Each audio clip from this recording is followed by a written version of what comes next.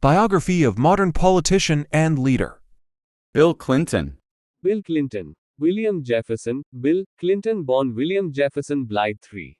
August 19, 1946, is an American politician who served as the 42nd President of the United States from 1993 to 2001. Clinton was Governor of Arkansas from 1979 to 1981 and 1983 to 1992, and Arkansas Attorney General from 1977 to 1979. A member of the Democratic Party, ideologically Clinton was a New Democrat, and many of his policies reflected a centrist, third-way, political philosophy. Clinton was born and raised in Arkansas, and is an alumnus of Georgetown University, where he was a member of Kappa Kappa Psi and the Phi Beta Kappa Society and earned a Rhodes Scholarship to attend the University of Oxford. Clinton is married to Hillary Clinton, who served as United States Secretary of State from 2009 to 2013, who was a senator from New York from 2001 to 2009, and who is the Democratic nominee for President of the United States in 2016. Both Clintons earned law degrees from Yale Law School, where they met and began dating. As governor of Arkansas, Clinton overhauled the state's education system, and served as chairman of the National Governors Association. Clinton was elected president in 1992, defeating incumbent George H. W. Bush. At age 46, Clinton was the third youngest president, and the first from the baby boomer generation. Clinton presided over the longest period of peacetime economic expansion in American history, and signed into law the North American Free Trade Agreement. After failing to pass national health care reform, the Democratic House was ousted when the Republican Party won control of the Congress in 1994, for the first time in 40 years. 2 years later, in 1996, Clinton became the first Democrat since Franklin D. Roosevelt to be elected to a second term. Clinton passed welfare reform and the state children's health insurance program, providing health coverage for millions of children. In 1998, Clinton was impeached by the House of Representatives for perjury before a grand jury and obstruction of justice during a lawsuit against him, both related to a scandal involving White House and later Department of Defense employee Monica Lewinsky. Clinton was acquitted by the U.S. Senate in 1999, and served his complete term of office. The Congressional Budget Office reported a budget surplus between the years 1998 and 2000, the last 3 years of Clinton's presidency. In foreign policy, Clinton ordered U.S. military intervention in the Bosnia and Kosovo wars, signed the Iraq Liberation Act in opposition to Saddam Hussein, and participated in the 2000 Camp David summit to advance the Israeli-Palestinian peace process. Clinton left office with the highest end of office approval rating of any U.S. president since World War II. Since then, Clinton has been involved in public speaking and humanitarian work. Clinton created the William J. Clinton Foundation to address international causes, such as the prevention of AIDS and global warming. In 2004, Clinton published his autobiography My Life.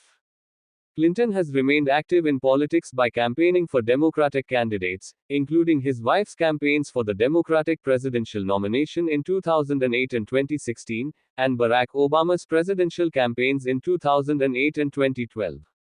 In 2009, Clinton was named the United Nations Special Envoy to Haiti, and after the 2010 Haiti earthquake, Clinton teamed with George W. Bush to form the Clinton-Bush-Haiti Fund. Since leaving office, Clinton has been rated highly in public opinion polls of U.S. presidents. Early life and career. Clinton was born on August 19, 1946, at Julia Chester Hospital in Hope, Arkansas, and named William Jefferson Blythe III. He was the son of William Jefferson Blythe Jr., 1910-1946, a traveling salesman who had died in an automobile accident 3 months before his birth, and Virginia Del Cassidy, 1923-1994. His parents had been married on the 4th of September 1943, but this later proved to be bigamous, as Blythe was still married to a previous wife. Soon after their son was born, his mother traveled to New Orleans to study nursing, leaving her son in Hope with her parents Eldridge and Edith Cassidy, who owned and ran a small grocery store. At a time when the southern United States was segregated racially, Clinton's grandparents sold goods on credit to people of all races. In 1950, Bill's mother returned from nursing school and married Roger Clinton Sr., who owned an automobile dealership in Hot Springs, Arkansas, with his brother and Earl T. Ricks. The family moved to Hot Springs in 1950. Although he immediately assumed use of his stepfather's surname, it was not until Clinton turned 15 that he formally adopted the surname Clinton as a gesture toward his stepfather. Clinton says he remembers his stepfather as a gambler and an alcoholic who regularly abused his mother and half-brother, Roger Clinton Jr., to the point where he intervened multiple times with the threat of violence to protect them. In Hot Springs, Clinton attended St. John's Catholic Elementary School, Ramble Elementary School, and Hot Springs High School, where he was an active student leader, avid reader, and musician. Clinton was in the chorus and played the tenor saxophone, winning first chair in the state band's saxophone section. He briefly considered dedicating his life to music, but as he noted in his autobiography My Life, sometime in my 16th year, I decided I wanted to be in public life as an elected official. I loved music and thought I could be very good, but I knew I would never be John Coltrane or Stan Getz. I was interested in medicine and thought I could be a fine doctor, but I knew I would never be Michael DeBakey. But I knew I could be great in public service. Clinton's interest in law also began in Hot Springs High, when in his Latin class he took up the challenge to argue the defense of the ancient Roman senator Catiline in a mock trial. After a vigorous defense that made use of his budding rhetorical and political skills, he told the Latin teacher Elizabeth Buck that it made him realize that someday he would study law. Clinton has named two influential moments in his life that contributed to his decision to become a public figure, both occurring in 1963. One was his visit as a Boys Nation senator to the White House to meet President John F. Kennedy. The other was watching Martin Luther King Jr.'s 1963 I Have a Dream speech on TV, which impressed him enough that he later memorized it. College and law school years. Georgetown University. With the aid of scholarships, Clinton attended the Edmund A. Walsh School of Foreign Service at Georgetown University in Washington, D.C., receiving a Bachelor of Science in Foreign Service (BS) degree in 1968. In 1964 and 1965, Clinton won elections for class president. From 1964 to 1967, he was an intern and then a clerk in the office of Arkansas Senator J. William Fulbright.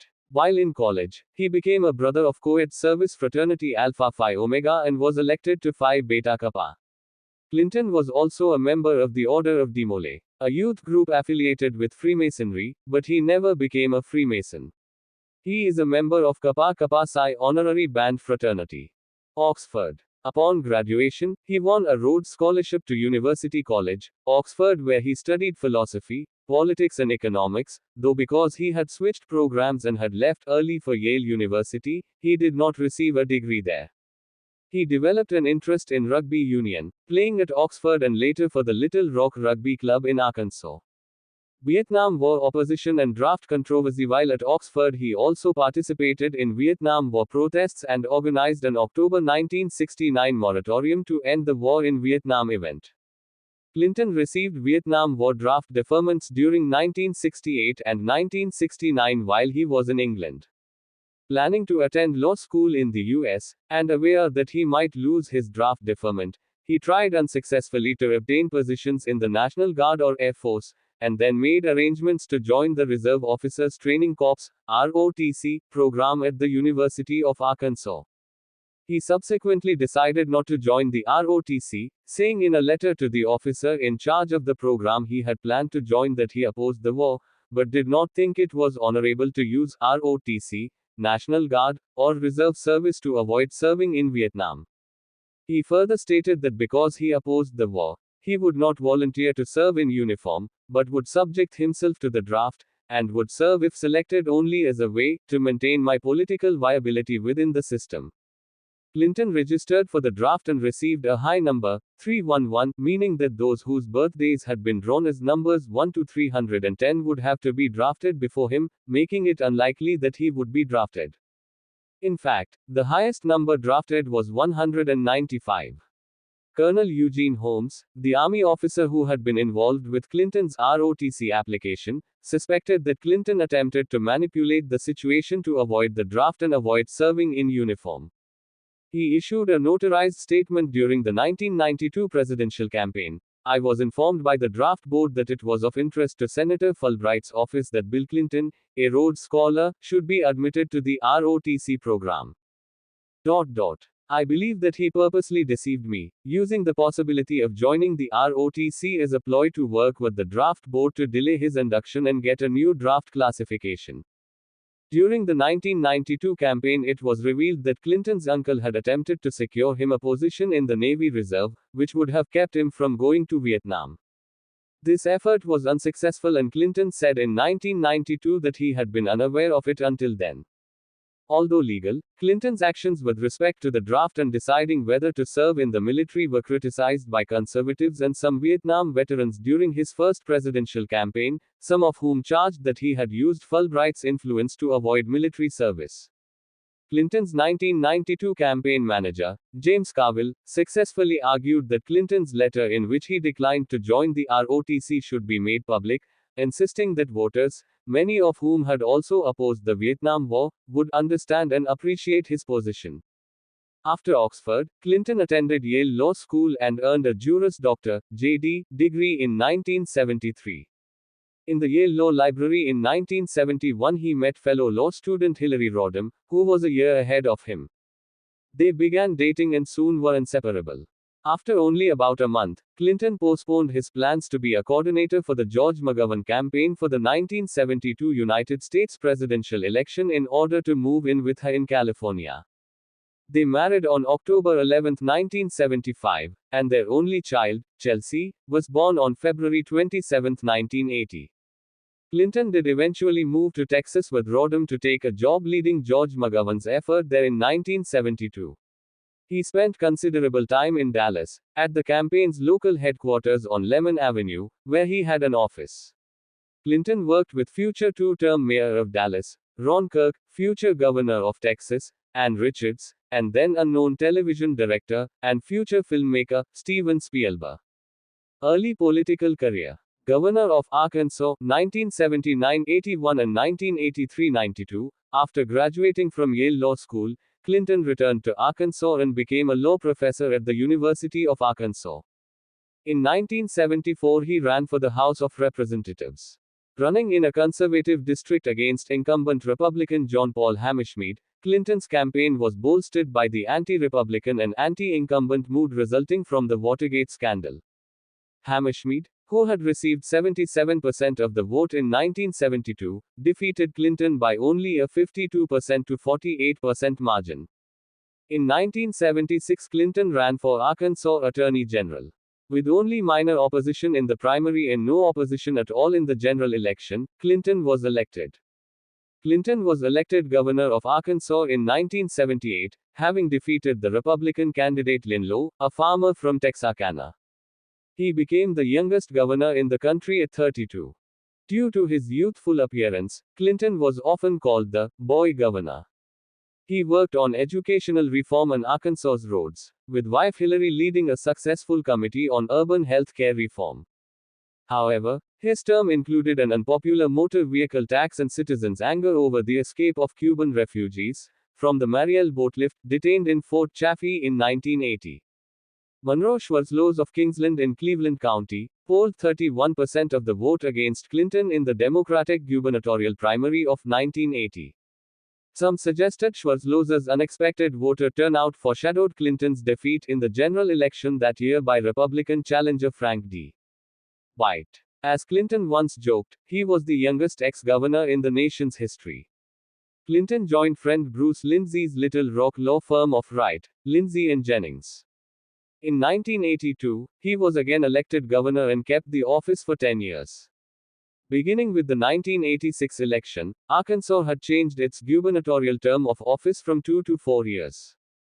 During his term he helped transform Arkansas's economy and improved the state's educational system.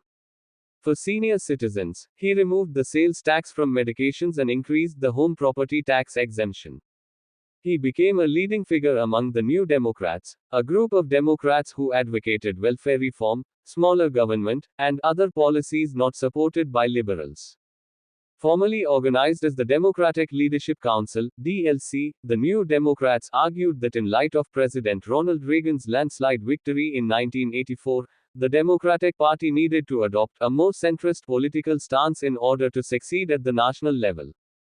Clinton delivered the Democratic response to President Reagan's 1985 State of the Union address and served as chair of the National Governors Association from 1986 to 1987, bringing him to an audience beyond Arkansas. In the early 1980s, Clinton made reform of the Arkansas education system a top priority. Chaired by Clinton's wife Hillary Rodham Clinton, also an attorney and chair of the Legal Services Corporation, the Arkansas Education Standards Committee transformed Arkansas's education system from the worst in the United States to one of the best. Proposed reforms included more spending for schools, better opportunities for gifted children, vocational education, higher teachers' salaries, more course variety, and compulsory teacher competency exams. The reforms passed in September 1983 after Clinton called a special legislative session, the longest in Arkansas history. Many have considered this the greatest achievement of the Clinton governorship. He defeated 4 Republican candidates for governor: Lowe, 1978, White, 1982 and 1986, Jonesboro businessman Woody Freeman, 1984, and Sheffield Nelson of Little Rock, 1990. The Clintons' personal and business affairs in the 1980s included transactions that became the basis of the Whitewater controversy investigation that later dogged his presidential administration. After extensive investigation over several years, no indictments were made against the Clintons related to the years in Arkansas. According to some sources, Clinton was in his early years a death penalty opponent who switched positions.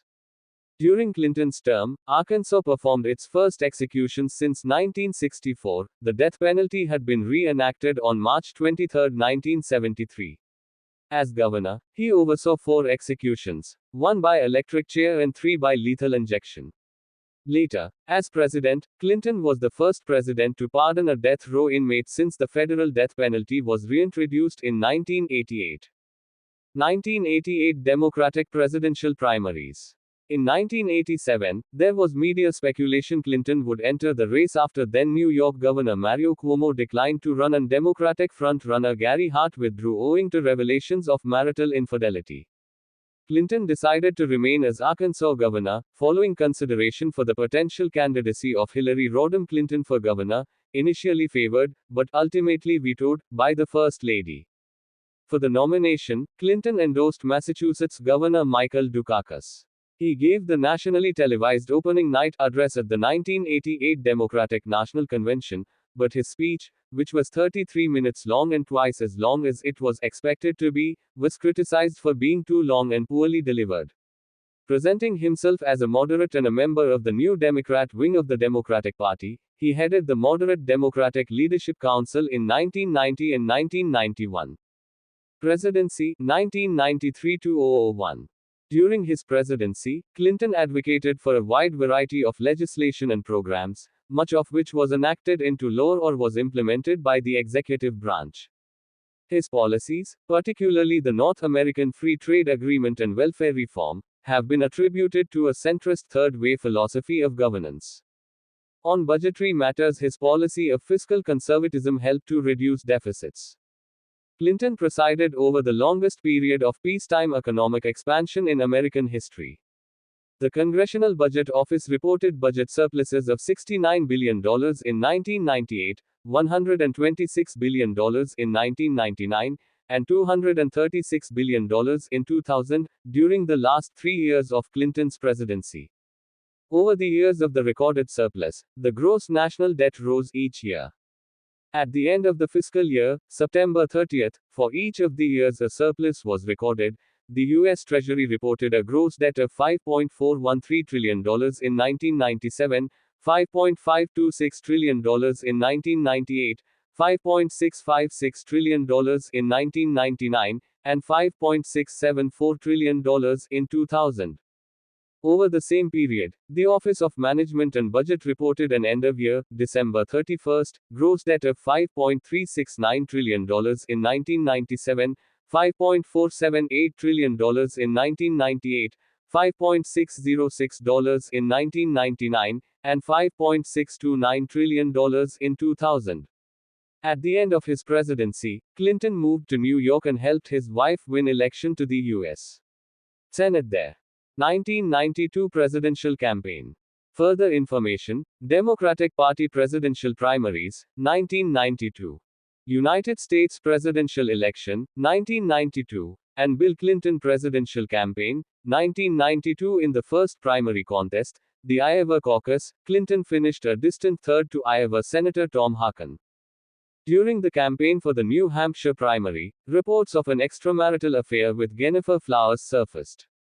As Clinton fell far behind former Massachusetts Senator Paul Saunders in the New Hampshire polls, following Super Bowl 26, Clinton and his wife Hillary went on 60 Minutes to rebuff the charges. Their television appearance was a calculated risk, but Clinton regained several delegates. He finished second to Saunders in the New Hampshire primary, but after trailing badly in the polls and coming within single digits of winning, the media viewed it as a victory. News outlets labeled him, the comeback kid, for earning a firm second-place finish. Winning the big prizes of Florida and Texas and many of the southern primaries on Super Tuesday gave Clinton a sizable delegate lead. However, former California Governor Jerry Brown was scoring victories and Clinton had yet to win a significant contest outside his native South. With no major southern state remaining, Clinton targeted New York, which had many delegates. He scored a resounding victory in New York City, shedding his image as a regional candidate. Having been transformed into the consensus candidate, he secured the Democratic Party nomination, finishing with a victory in Jerry Brown's home state of California. During the campaign, questions of conflict of interest regarding state business and the politically powerful Rose law firm, at which Hillary Rodham Clinton was a partner, arose. Clinton argued the questions were moot because all transactions with the state had been deducted before determining Hillary's firm pay. Further concern arose when Bill Clinton announced that, with Hillary, voters would be getting two presidents, for the price of one. While campaigning for U.S. President, the then Governor Clinton returned to Arkansas to see that Ricky Ray Rector would be executed. After killing a police officer and a civilian, Rector shot himself in the head, leading to what his lawyers said was a state where he could still talk but did not understand the idea of death. According to Arkansas state and federal law, a seriously mentally impaired inmate cannot be executed. The courts disagreed with the allegation of grave mental impairment and allowed the execution. Clinton's return to Arkansas for the execution was framed in The New York Times article as a possible political move to counter soft on crime accusations. Because Bush's approval ratings were around 80% during the Gulf War, he was described as unbeatable. However, when Bush compromised with Democrats to try to lower federal deficits, he reneged on his promise not to raise taxes, hurting his approval rating. Clinton repeatedly condemned Bush for making a promise he failed to keep. By election time, the economy was souring and Bush saw his approval rating plummet to just slightly over 40%. Finally, conservatives were previously united by anti-communism, but with the end of the Cold War, the party lacked a uniting issue. When Pat Buchanan and Pat Robertson addressed Christian themes at the Republican National Convention, with Bush criticizing Democrats for omitting God from their platform, many moderates were alienated. Clinton then pointed to his moderate, New Democrat, record as governor of Arkansas, though some on the more liberal side of the party remained suspicious. Many Democrats who had supported Ronald Reagan and Bush in previous elections switched their support to Clinton. Clinton and his running mate, Al Gore, toured the country during the final weeks of the campaign, shoring up support and pledging a new beginning. Clinton won the 1992 presidential election, 43.0% of the vote, against Republican incumbent George H. W. Bush, 37.4% of the vote, and billionaire populist Ross Perot, who ran as an independent, 18.9% of the vote, on a platform focusing on domestic issues. A significant part of Clinton's success was Bush's steep decline in public approval. Clinton's election ended 12 years of Republican rule of the White House and 20 of the previous 24 years. The election gave Democrats full control of the United States Congress, the first time one party controlled both the executive and legislative branches since Democrats held the 96th United States Congress during the presidency of Jimmy Carter. First term. Clinton was inaugurated as the 42nd President of the United States on January 20, 1993. Shortly after taking office, Clinton signed the Family and Medical Leave Act of 1993 on February 5, which required large employers to allow employees to take unpaid leave for pregnancy or a serious medical condition. This action had bipartisan support, and proved quite popular with the public. 2 days after taking office, on January 22, 1993, the 20th anniversary of the U.S. Supreme Court decision in Roe v. Wade, Clinton reversed restrictions on domestic and international family planning programs that had been imposed by Reagan and Bush.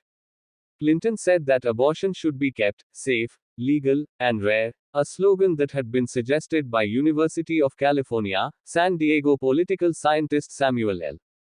Popkin and first used by Clinton in December 1991, while campaigning. During the 8 years of the Clinton administration, the U.S. abortion rate declined by about 18.4%. On February 15, 1993, Clinton made his first address to the nation, announcing his plan to raise taxes to cap the budget deficit. 2 days later, in a nationally televised address to a joint session of Congress, Clinton unveiled his economic plan. The plan focused on reducing the deficit rather than on cutting taxes for the middle class, which had been high on his campaign agenda. Clinton's advisors pressured him to raise taxes on the theory that a smaller federal budget deficit would reduce bond interest rates. On May 19, 1993, Clinton fired 7 employees of the White House Travel Office, causing the White House Travel Office controversy even though the travel office staff served at the pleasure of the president and could be dismissed without cause. The White House responded to the controversy by claiming the firings were done because of financial improprieties that had been revealed by a brief FBI investigation. Critics contended the firings had been done to allow friends of the Clintons to take over the travel business and that the involvement of the FBI was unwarranted. Clinton signed the Omnibus Budget Reconciliation Act of 1993 in August of that year, which passed Congress without a Republican vote. It cut taxes for 15 million low-income families, made tax cuts available to 90% of small businesses, and raised taxes on the wealthiest 1.2% of taxpayers. Additionally, through the implementation of spending restraints, it mandated the budget be balanced over a number of years. Clinton made a major speech to Congress regarding a health care reform plan on September 22, 1993, aimed at achieving universal coverage through a national health care plan. This was one of the most prominent items on Clinton's legislative agenda, and resulted from a task force headed by Hillary Clinton. Though at first well received in political circles, it was eventually doomed by well-organized opposition from conservatives, the American Medical Association, and the health insurance industry. However, John F. Harris, a biographer of Clinton's, states the program failed because of a lack of coordination within the White House. Despite the Democratic majority in Congress, the effort to create a national healthcare system ultimately died when compromise legislation by George J. Mitchell failed to gain a majority of support in August 1994. It was the first major legislative defeat of Clinton's administration. In November 1993, David Hale, the source of criminal allegations against Bill Clinton in the Whitewater controversy, alleged that Clinton, while governor of Arkansas, pressured him to provide an illegal $300,000 loan to Susan McDougal, the partner of the Clintons in the Whitewater land deal. A U.S. Securities and Exchange Commission investigation did result in convictions against the McDougals for their role in the Whitewater project, but the Clintons themselves were never charged, and Clinton maintains innocence in the affair. Clinton signed the Brady Bill into law on November 30, 1993, which mandated federal background checks on firearm purchases in the United States, and imposed a 5-day waiting period on purchases, until the NICS system was implemented in 1998. He also expanded the Earned Income Tax Credit, a subsidy for low-income workers. In December that year, allegations by Arkansas state troopers Larry Patterson and Roger Perry were first reported by David Brock in the American Spectator. Later known as Troopagate, the allegations by these men were that they arranged sexual liaisons for Bill Clinton back when he was governor of Arkansas. The story mentioned a woman named Paula, a reference to Paula Jones. Brock later apologized to Clinton, saying the article was politically motivated, bad journalism, and that the troopers were greedy and had slimy motives. That month, Clinton implemented a Department of Defense directive known as Don't Ask, Don't Tell, which allowed gay men and women to serve in the armed services provided they kept their sexuality a secret, and forbade the military from inquiring about an individual's sexual orientation. The policy was developed as a compromise after Clinton's proposal to allow gays to serve openly in the military met staunch opposition from prominent congressional Republicans and Democrats, including Senators John McCain, R.S., and Sam Nunn, D.Ga. According to David Mixner, Clinton's support for the compromise led to a heated dispute with Vice President Al Gore, who felt that the president should lift the ban, even though it was sure to be overridden by the Congress. Some gay rights advocates criticized Clinton for not going far enough and accused him of making his campaign promise to get votes and contributions. Their position was that Clinton should have integrated the military by executive order, noting that President Harry S. Truman used executive order to racially desegregate the armed forces. Clinton's defenders argue that an executive order might have prompted the Senate to write the exclusion of gays into law, potentially making it harder to integrate the military in the future. Later in his presidency, in 1999, Clinton criticized the way the policy was implemented, saying he did not think any serious person could say it was not out of whack. The policy remained controversial, and was finally repealed in 2011, removing open sexual preference as a reason for dismissal from the armed forces. On January 1, 1994, Clinton signed the North American Free Trade Agreement into law. Throughout his first year in office, Clinton consistently supported ratification of the treaty by the U.S. Senate. Clinton and most of his allies in the Democratic Leadership Committee strongly supported free trade measures. There remained, however, strong disagreement within the party. Opposition came chiefly from anti-trade Republicans, protectionist Democrats and supporters of Ross Perot. The bill passed the House with 234 votes against 200 opposed, 132 Republicans and 102 Democrats voting in favor. 156 Democrats, 43 Republicans, and 1 independent against. The treaty was then ratified by the Senate and signed into law by the President. The Omnibus Crime Bill, which Clinton signed into law in September 1994, made many changes to U.S. crime and law enforcement legislation, including the expansion of the death penalty to include crimes not resulting in death, such as running a large-scale drug enterprise. During Clinton's re-election campaign he said, "My 1994 crime bill expanded the death penalty for drug kingpins, murderers of federal law enforcement officers, and nearly 60 additional categories of violent felons." It also included a subsection of assault weapons ban for a 10-year period. The Clinton administration also launched the first official White House website, WhiteHouse.gov, on October 21, 1994. It was followed by 3 more versions, resulting in the final edition launched in 2000. The White House website was part of a wider movement of the Clinton administration toward web-based communication. According to Robert Longley, Clinton and Gore were responsible for pressing almost all federal agencies, the U.S. court system and the U.S. military onto the Internet, thus opening up America's government to more of America's citizens than ever before. On July 17, 1996, Clinton issued Executive Order 13011 Federal Information Technology, ordering the heads of all federal agencies to utilize information technology fully to make the information of the agency easily accessible to the public. After 2 years of Democratic Party control, the Democrats lost control of Congress in the midterm elections in 1994, for the first time in 40 years. The White House FBI files controversy of June 1996 arose concerning improper access by the White House to FBI security clearance documents. Craig Livingston, head of the White House Office of Personnel Security, improperly requested and received from the FBI background report files without asking permission of the subject individuals. Many of these were employees of former Republican administrations. In March 2000, independent counsel Robert Ray determined that there was no credible evidence of any crime. Ray's report further stated, there was no substantial and credible evidence that any senior White House official was involved in seeking the files. On September 21, 1996, Clinton signed into law the Defense of Marriage Act, DOMA, which defines marriage for federal purposes as the legal union of one man and one woman, allowing individual states to refuse to recognize gay marriages performed in other states. Paul Yandura, speaking for the White House Gay and Lesbian Liaison Office, said that Clinton's signing of DOMA was a political decision that they made at the time of a re-election.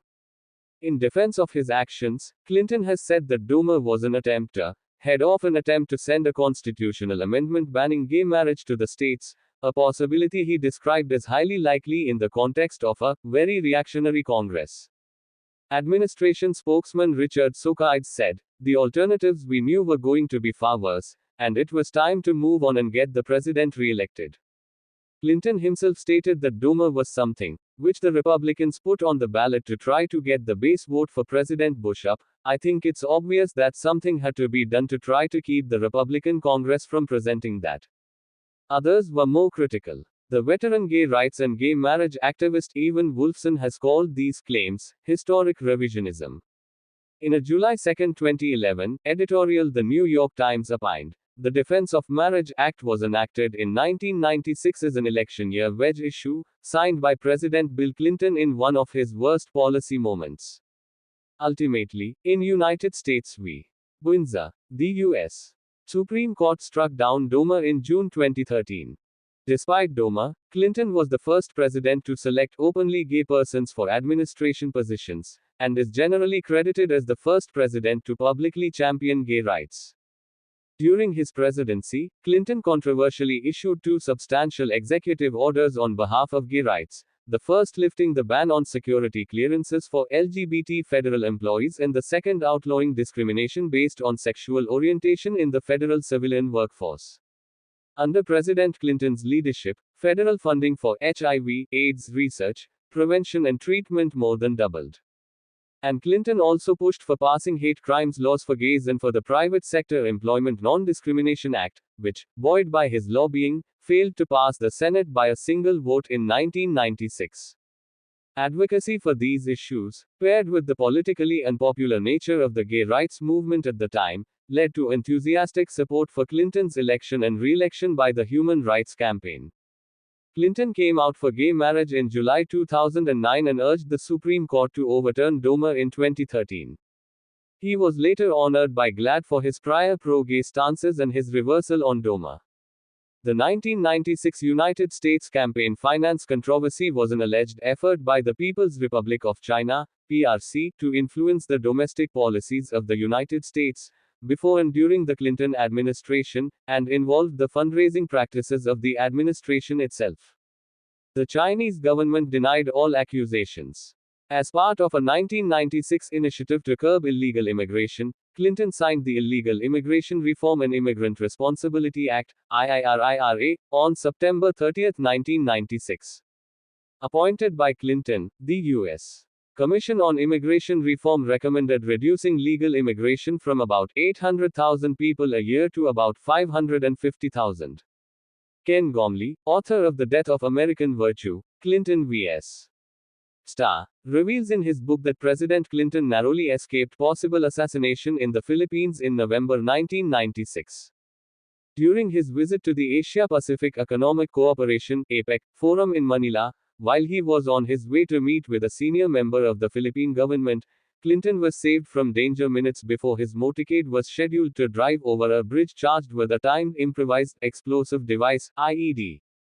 According to officials, the IED was large enough to blow up the entire presidential motorcade. Details of the plot were revealed to Gormley by Louis C. Malati, former member of the Presidential Protection Detail and director of the Secret Service. Intelligence officers intercepted a radio transmission indicating that there was a wedding cake under a bridge. This alerted military and others as Clinton's motorcade was scheduled to drive over a major bridge in downtown Manila. Once more, the word, wedding, was the code name used by a terrorist group for a past assassination attempt. Military wanted to reroute the motorcade, but the alternate route would add 45 minutes to the drive time. Clinton was very angry, as he was already late for the meeting, but following the advice of the Secret Service possibly saved his life. 2 other bombs had been discovered in Manila earlier in the week, so the threat level that day was high. Security personnel at the Manila International Airport uncovered several grenades and a timing device in a travel bag. Officials also discovered a bomb near a major U.S. naval base. The president was scheduled to visit both of these locations later in the week. An intense investigation took place into the events in Manila, and it was discovered that the group behind the bridge bomb was a Saudi terrorist group in Afghanistan known as Al-Qaeda, and the plot was masterminded by Osama bin Laden. Until recently, this thwarted assassination attempt was never made public and remained top secret. Only top members of the U.S. intelligence community were aware of these events. 1996 presidential election. In the 1996 presidential election, Clinton was re-elected, receiving 49.2% of the popular vote over Republican Bob Dole, 40.7% of the popular vote, and reform candidate Ross Perot, 8.4% of the popular vote, becoming the first Democratic incumbent since Lyndon Johnson to be elected to a second term and the first Democrat since Franklin D. Roosevelt to be elected president more than once. The Republicans lost 3 seats in the House and gained 2 in the Senate, but retained control of both houses of the 105th United States Congress. Clinton received 379, or over 70% of the Electoral College votes, with Dole receiving 159 electoral votes. Second term. In the January 1997 State of the Union address, Clinton proposed a new initiative to provide health coverage to up to 5 million children. Senators Ted Kennedy, a Democrat, and Orrin Hatch, a Republican, teamed up with Hillary Rodham Clinton and her staff in 1997, and succeeded in passing legislation forming the State Children's Health Insurance Program, SCHIP, the largest, successful, health care reform in the years of the Clinton presidency. That year, Hillary Clinton shepherded through Congress the Adoption and Safe Families Act, and 2 years later she succeeded in helping pass the Foster Care Independence Act. He negotiated the passage of the Balanced Budget Act of 1997 by the Republican Congress. In October 1997, he announced he was getting hearing aids, due to hearing loss attributed to his age, and his time spent as a musician in his youth. In 1999, Clinton signed into law the Financial Services Modernization Act, also known as the Gramm-Leach-Bliley Act, which repealed the part of the Glass-Steagall Act that had prohibited a bank from offering a full range of investment, commercial banking, and insurance services since its enactment in 1933. Impeachment and acquittal. After the 1998 elections, the House impeached Clinton, alleging perjury and obstruction of justice related to the Lewinsky scandal. Clinton was only the second U.S. president to be impeached, after Andrew Johnson. Impeachment proceedings were based on allegations that Clinton had illegally lied about and covered up his relationship with 22-year-old White House, and later Department of Defense, employee Monica Lewinsky. After the Starr report was submitted to the House providing what it termed, substantial and credible information that President Clinton committed acts that may constitute grounds for an impeachment, the House began impeachment hearings against Clinton before the midterm elections. To hold impeachment proceedings, the Republican leadership called a lame duck session in December 1998. While the House Judiciary Committee hearings ended in a straight party line vote, there was lively debate on the House floor. The 2 charges passed in the House, largely with Republican support, but with a handful of Democratic votes as well, were for perjury and obstruction of justice. The perjury charge arose from Clinton's testimony before a grand jury that had been convened to investigate perjury he may have committed in his sworn deposition during Paula Jones's sexual harassment lawsuit. The obstruction charge was based on his actions to conceal his relationship with Lewinsky before and after that deposition. The Senate later acquitted Clinton on both charges. The Senate refused to meet to hold an impeachment trial before the end of the old term, so the trial was held over until the next Congress. Clinton was represented by Washington law firm Williams & Connolly. The Senate finished a 21-day trial on February 12, 1999, with the vote of 55 not guilty, 45 guilty on the perjury charge and 50 not guilty, 50 guilty on the obstruction of justice charge. Both votes fell short of the constitutional two-thirds majority requirement to convict and remove an office holder. The final vote was generally along party lines, with no Democrats voting guilty, and only a handful of Republicans voting not guilty. On January 19, 2001, Clinton's law license was suspended for 5 years after he acknowledged to an Arkansas Circuit Court that he had engaged in conduct prejudicial to the administration of justice in the Jones case. Pardons and commutations. Clinton controversially issued 141 pardons and 36 commutations on his last day in office on January 20, 2001. Most of the controversy surrounded Mark Rich and allegations that Hillary Clinton's brother, Hugh Rodham, accepted payments in return for influencing the president's decision-making regarding the pardons. Federal prosecutor Mary Jo White was appointed to investigate the pardon of Rich. She was later replaced by then-Republican James Comey, who found no wrongdoing on Clinton's part. Some of Clinton's pardons remain a point of controversy. Military and foreign events. Many military events occurred during Clinton's presidency. The Battle of Mogadishu occurred in Somalia in 1993. During the operation, 2 U.S. helicopters were shot down by rocket-propelled grenade attacks to their tail rotors, trapping soldiers behind enemy lines. This resulted in an urban battle that killed 18 American soldiers, wounded 73 others, and 1 was taken prisoner. There were many more Somali casualties. Some of the American bodies were dragged through the streets, a spectacle broadcast on television news programs. In response, U.S. forces were withdrawn from Somalia and later conflicts were approached with fewer soldiers on the ground. In 1995, U.S. and NATO aircraft attacked Bosnian Serb targets to halt attacks on UN safe zones and to pressure them into a peace accord. Clinton deployed U.S. peacekeepers to Bosnia in late 1995 to uphold the subsequent Dayton Agreement. In February 1996, the Clinton administration agreed to pay Iran $131.8 million United States dollars in settlement to discontinue a case brought by Iran in 1989 against the U.S. in the International Court of Justice after the shooting down of Iran Air Flight 655 by the U.S. Navy guided missile cruiser. Capturing Osama bin Laden had been an objective of the U.S. government during the presidency of Bill Clinton, and continued to be until bin Laden's death in 2011.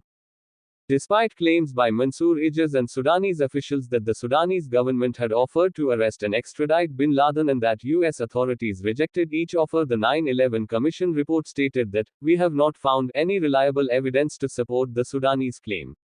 In response to a 1996 State Department warning about bin Laden and the 1998 bombings of U.S. embassies in East Africa by Al-Qaeda, which killed 224 people, including 12 Americans, Clinton ordered several military missions to capture or kill bin Laden, both of which were unsuccessful.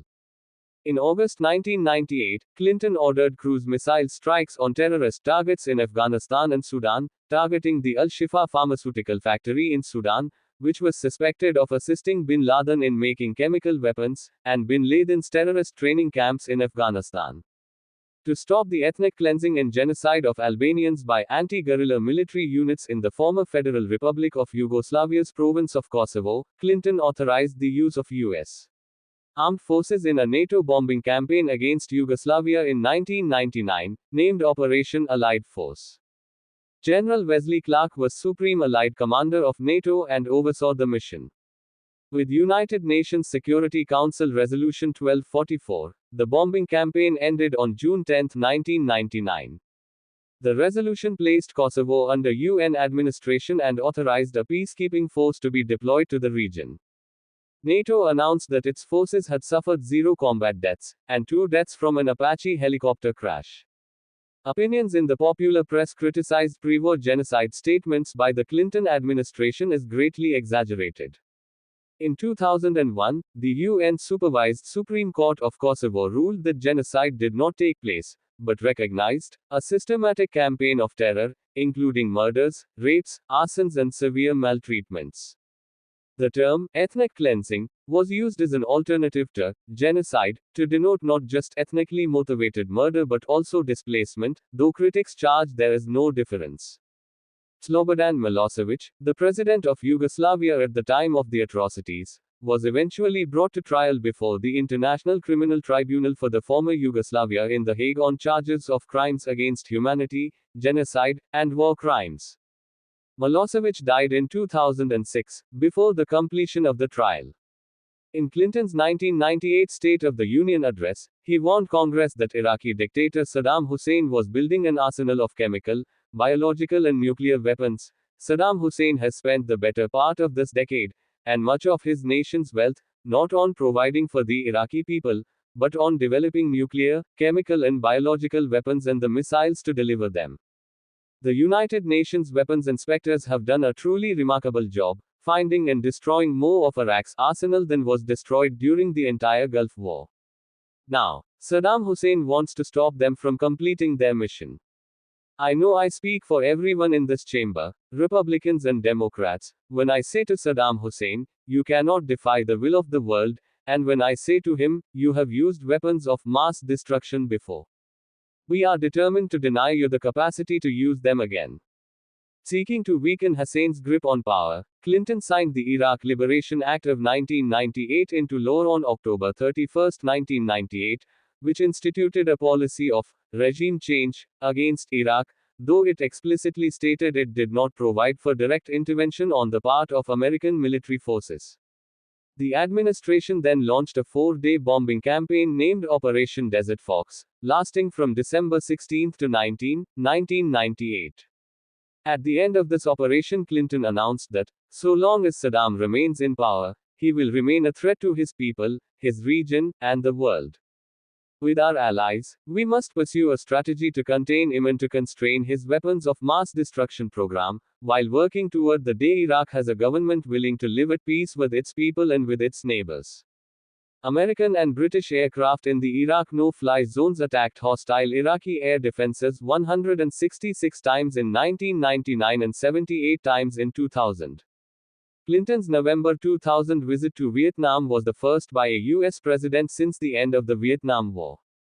On October 10, 2000, Clinton signed into law the U.S.-China Relations Act of 2000, which granted permanent normal trade relations, PNTR, trade status to People's Republic of China.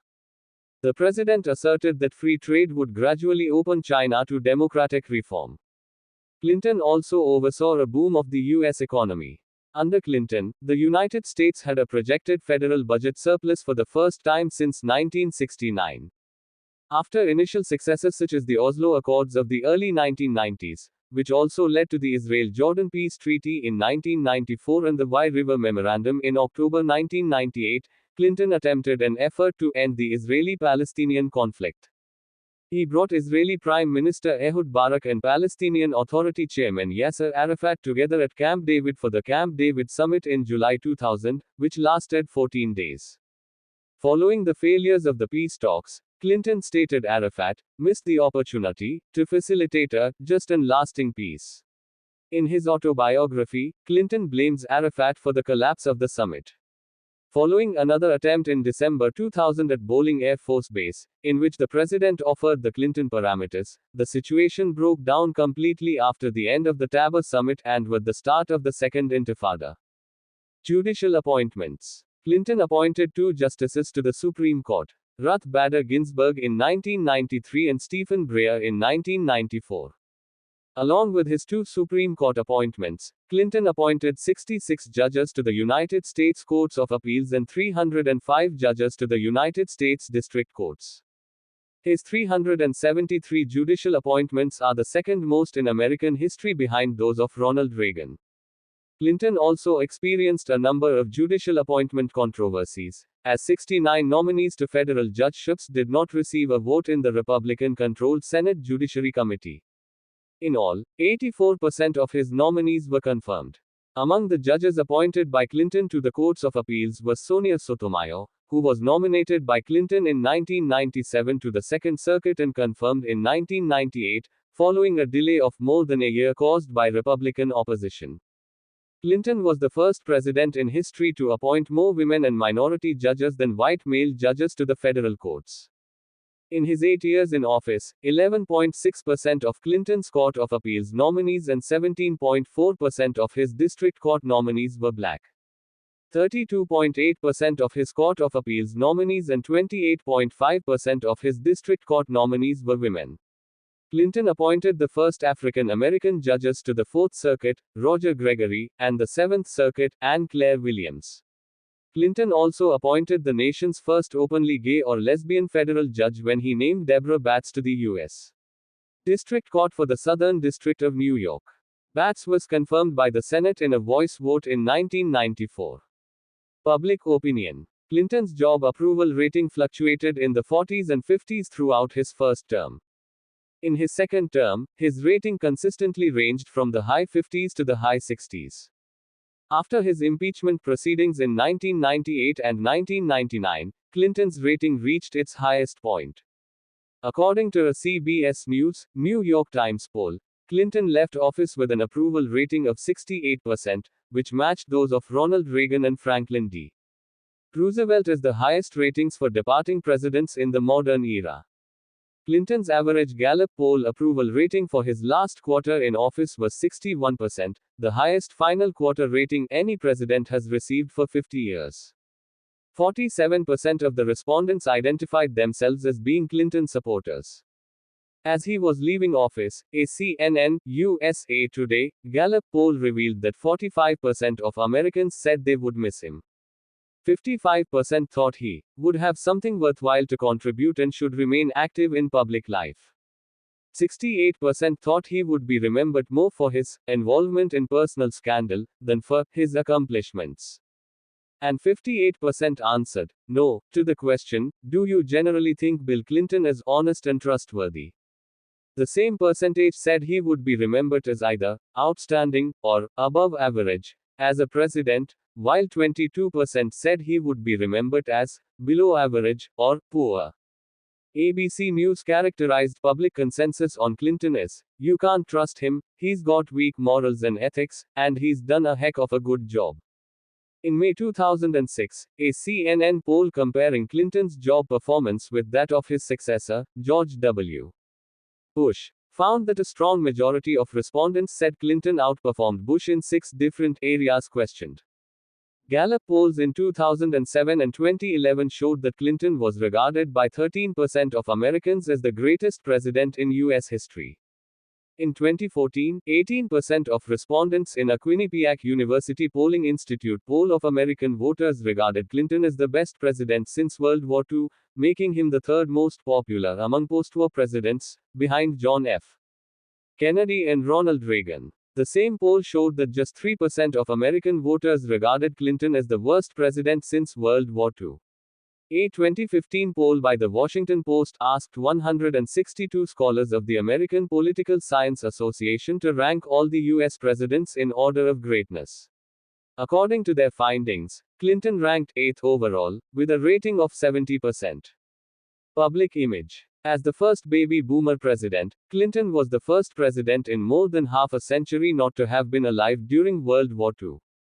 Authors Martin Walker and Bob Woodward state Clinton's innovative use of sound-bite-ready dialogue, personal charisma, and public perception-oriented campaigning was a major factor in his high public approval ratings.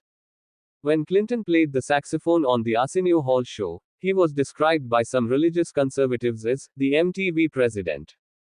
Opponents sometimes referred to him as Slick Willie, a nickname which was first applied to him in 1980 by Pine Bluff commercial journalist Paul Greenberg.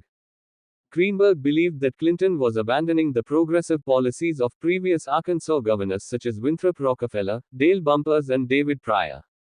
The claim, Slick Willie, would last throughout his presidency. Standing at a height of 6 feet 2 in 1.88 meters, Clinton is tied with 5 others as the 4th tallest president in the nation's history. His folksy manner led him to be nicknamed Bubba, especially in the South. Since 2000, he has frequently been referred to as the Big Dog or Big Dog. His prominent role in campaigning for President Obama during the 2012 presidential election and his widely publicized speech at the 2012 Democratic National Convention, where he officially nominated Obama and criticized Republican nominee Mitt Romney and Republican policies in detail, earned him the nickname Explainer-in-Chief. Clinton drew strong support from the African American community and made improving race relations a major theme of his presidency. In 1998, Nobel laureate Toni Morrison called Clinton the first black president, saying, "Clinton displays almost every trope of blackness: single-parent household, born poor, working class, saxophone playing, McDonald's and junk food loving boy from Arkansas." Noting that Clinton's sex life was scrutinized more than his career accomplishments, Morrison compared this to the stereotyping and double standards that blacks typically endure, although many viewed this comparison as unfair and disparaging to both Clinton and the African American community at large. Shortly after he took office, conservative newspaper owner Richard Mellon Scaife organized a fundraising campaign to smear Clinton's image in the media. Leading the Arkansas Project, Scaife and other associates sought to find sources in Clinton's home state of Arkansas who would be willing to dish out negative allegations against the president. In 1994, Paula Jones brought a sexual harassment lawsuit against Clinton, claiming he made unwanted advances in 1991, which he denied. In April 1998, the case was initially dismissed by Judge Susan Weber Wright as lacking legal merit. But Jones appealed Weber Wright's ruling, and her suit gained traction following Clinton's admission to having an affair with Monica Lewinsky in August 1998. In 1998, lawyers for Paula Jones released court documents contending a pattern of sexual harassment by Clinton when he was governor of Arkansas. Robert S. Bennett, Clinton's main lawyer for the case, called the filing a pack of lies and an organized campaign to smear the President of the United States, funded by Clinton's political enemies. Clinton later agreed to an out-of-court settlement, paying $850,000. Bennett said that the president made the settlement only so he could end the lawsuit for good and move on with his life. During the deposition for the Jones lawsuit, which was held at the White House, Clinton denied having sexual relations with Monica Lewinsky, a denial that became the basis for an impeachment charge of perjury. In 1992, Gennifer Flowers stated that she had a relationship with Clinton that began in 1980. Flowers at first denied that she had an affair with Clinton, but later changed her story. After Clinton at first denied having a relationship with Flowers on 60 Minutes, he later admitted that he had a sexual encounter with Flowers. In 1998, Kathleen Willey alleged that Clinton groped her in a hallway in 1993. An independent counsel determined Willey gave false information to the FBI, inconsistent with sworn testimony related to the Jones allegation. On March 19, 1998, Julie Hyatt Steele, a friend of Willey, released an affidavit accusing the former White House aide of asking her to lie to corroborate Ms. Willey's account of being sexually groped by President Clinton in the Oval Office. An attempt by Kenneth Starr to prosecute Steele for making false statements and obstructing justice ended in a mistrial, and Starr declined to seek a retrial after Steele sought an investigation against the former independent counsel for prosecutorial misconduct. Linda Tripp's grand jury testimony also differed from Willey's claims regarding inappropriate sexual advances. Also in 1998, Winita Broadrick alleged that Clinton had raped her in the spring of 1978, although she stated she did not remember the exact date. In another 1998 event, Elizabeth Grayson recanted a 6-year-old denial and stated she had a one-night stand with Clinton in 1982. Grayson later apologized to Hillary Clinton. Throughout the year, however, Grayson eluded a subpoena from Kenneth Starr to testify her claim in court. Post-presidency. Bill Clinton continues to be active in public life, giving speeches, fundraising, and founding charitable organizations. Clinton has spoken in prime time at every Democratic National Convention since 1988. Robert Reich has suggested that Clinton is in a state of permanent election due to the impeachment proceedings during his presidency and his continuing support in the campaigns of his wife Hillary Clinton. Activities until 2008 campaign. In 2002, Clinton warned that preemptive military action against Iraq would have unwelcome consequences and later claimed to have opposed the Iraq War from the start, though some dispute this. In 2005, Clinton criticized the Bush administration for its handling of emissions control, while speaking at the United Nations Climate Change Conference in Montreal. The William J. Clinton Presidential Center and Park in Little Rock, Arkansas was dedicated in 2004. Clinton released a best-selling autobiography, My Life, in 2004. In 2007, he released Giving: How Each of Us Can Change the World, which also became the New York Times bestseller and garnered positive reviews. In the aftermath of the 2004 Asian tsunami, UN Secretary General Kofi Annan appointed Clinton to head a relief effort. After Hurricane Katrina, Clinton joined with fellow former President George H.W. Bush to establish the Bush-Clinton Tsunami Fund in January 2005, and the Bush-Clinton-Katrina Fund in October of that year. As part of the tsunami effort, these two ex-presidents appeared in a Super Bowl 39 pregame show, and traveled to the affected areas. They also spoke together at the funeral of Boris Yeltsin in 2007. Based on his philanthropic worldview, Clinton created the William J. Clinton Foundation to address issues of global importance. This foundation includes the Clinton Foundation HIV and AIDS Initiative, CHI, which strives to combat that disease, and has worked with the Australian government toward that end. The Clinton Global Initiative, CGI, begun by the Clinton Foundation in 2005, attempts to address world problems such as global public health, poverty alleviation, and religious and ethnic conflict. In 2005, Clinton announced through his foundation an agreement with manufacturers to stop selling sugared drinks in schools. Clinton's foundation joined with the Large Cities Climate Leadership Group in 2006 to improve cooperation among those cities, and he met with foreign leaders to promote this initiative. The foundation has received donations from a number of governments all over the world, including Asia and the Middle East. In 2008, Foundation Director Inder Singh announced deals to reduce the price of anti-malaria drugs by 30% in developing nations. Clinton also spoke in favor of California Proposition 87 on alternative energy, which was voted down. 2008 Presidential Election. During the 2008 Democratic presidential primary campaign, Clinton vigorously advocated on behalf of his wife, Hillary Clinton. Through speaking engagements and fundraisers, he was able to raise $10 million toward her campaign. Some worried that as an ex-president, he was too active on the trail, too negative to Clinton rival Barack Obama, and alienating his supporters at home and abroad. Many were especially critical of him following his remarks in the South Carolina primary, which Obama won. Later in the 2008 primaries, there was some infighting between Bill and Hillary's staffs, especially in Pennsylvania. Considering Bill's remarks, many thought that he could not rally Hillary supporters behind Obama after Obama won the primary. Such remarks lead to apprehension that the party would be split to the detriment of Obama's election. Fears were allayed August 27, 2008, when Clinton enthusiastically endorsed Obama at the 2008 Democratic National Convention, saying that all his experience as president assures him that Obama is ready to lead. After Hillary Clinton's presidential campaign was over, Bill Clinton continued to raise funds to help pay off her campaign debt. After the 2008 election, in 2009, Clinton traveled to North Korea on behalf of two American journalists imprisoned in North Korea. Yuna Lee and Laura Lind had been imprisoned for illegally entering the country from China. Jimmy Carter had made a similar visit in 1994. After Clinton met with North Korean leader Kim Jong-il, Kim issued a pardon. Since then, Clinton has been assigned a number of other diplomatic missions. He was named United Nations Special Envoy to Haiti in 2009.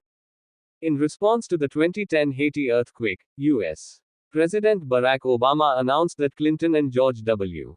Bush would coordinate efforts to raise funds for Haiti's recovery. Clinton continues to visit Haiti to witness the inauguration of refugee villages, and to raise funds for victims of the earthquake. In 2010, Clinton announced support of, and delivered the keynote address for, the inauguration of NTR, Ireland's first environmental foundation. At the 2012 Democratic National Convention, Clinton gave a widely praised speech nominating Barack Obama. Post-presidential health concerns. In September 2004, Clinton received a quadruple bypass surgery. In March 2005, he underwent surgery for a partially collapsed lung.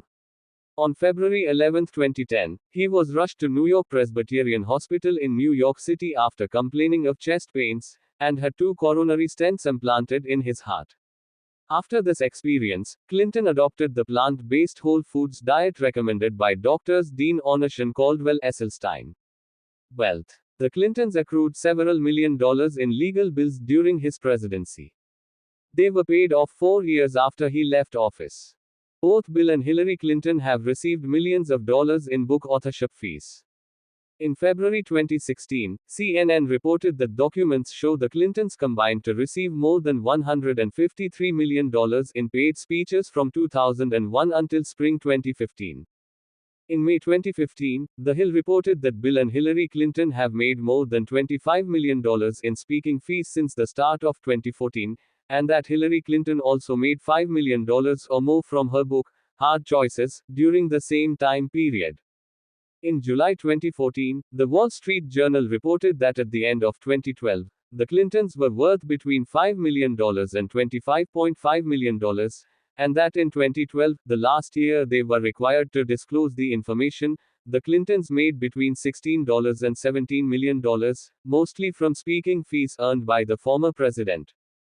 Clinton earned more than $104 million from paid speeches between 2001 and 2012. In June 2014, ABC News and The Washington Post reported that Bill Clinton has made more than $100 million giving paid speeches since leaving public office, and in 2008, The New York Times reported that the Clintons' income tax returns show they have made $109 million in the 8 years from January 1, 2000 to December 31, 2007, including almost $92 million from his speaking and book writing. Bill Clinton has given dozens of paid speeches each year, mostly to corporations and philanthropic groups in North America and Europe, often earning $100,000 to $300,000 per speech. Hillary Clinton said that she and Bill came out of the White House financially broke and in debt, especially due to large legal fees incurred during their years in the White House. We had no money when we got there, and we struggled to, piece together the resources for mortgages, for houses, for Chelsea's education. She added, Bill has worked really hard. We had to pay off all our debts. He had to make double the money because of, obviously, taxes, and then pay off the debts, and get us houses, and take care of family members. Honors and recognition. Various colleges and universities have awarded Clinton honorary degrees, including Doctorate of Law degrees and Doctor of Humane Letters degrees. He is an honorary fellow of University College, Oxford, which he attended as a Rhodes Scholar, although he did not complete his studies there. Schools have been named for Clinton, and statues have been built to pay him homage. U.S. states where he has been honored include Missouri, Arkansas, Kentucky, and New York. He was presented with the Medal for Distinguished Public Service by Secretary of Defense William Cohen in 2001. The Clinton Presidential Center was opened in Little Rock, Arkansas in his honor on December 5, 2001. He has been honored in various other ways, in countries that include the Czech Republic, Papua New Guinea, Germany, and Kosovo. The Republic of Kosovo, in gratitude for his help during the Kosovo War, renamed a major street in the capital city of Pristina as Bill Clinton Boulevard and added a monumental Clinton statue. Clinton was selected as Times Man of the Year in 1992, and again in 1998, along with Ken Starr. From a poll conducted of the American people in December 1999, Clinton was among 18 included in Gallup's list of widely admired people of the 20th century. He was honored with a Grammy Award for Best Spoken Word Album for Children, a J. William Fulbright Prize for International Understanding, a TED Prize, named for the confluence of technology, entertainment and design, and was named as an honorary GLAAD Media Award recipient for his work as an advocate for the LGBT community. In 2011, President Michel Martelly of Haiti awarded Clinton with the National Order of Honor and Merit to the rank of Grand Cross, for his various initiatives in Haiti and especially his high contribution to the reconstruction of the country after the earthquake of January 12, 2010. Clinton declared at the ceremony that, in the United States of America, I really don't believe former American presidents need awards anymore, but I am very honored by this one. I love Haiti, and I believe in its promise. U.S. President Barack Obama awarded Clinton the Presidential Medal of Freedom on November 20, 2013.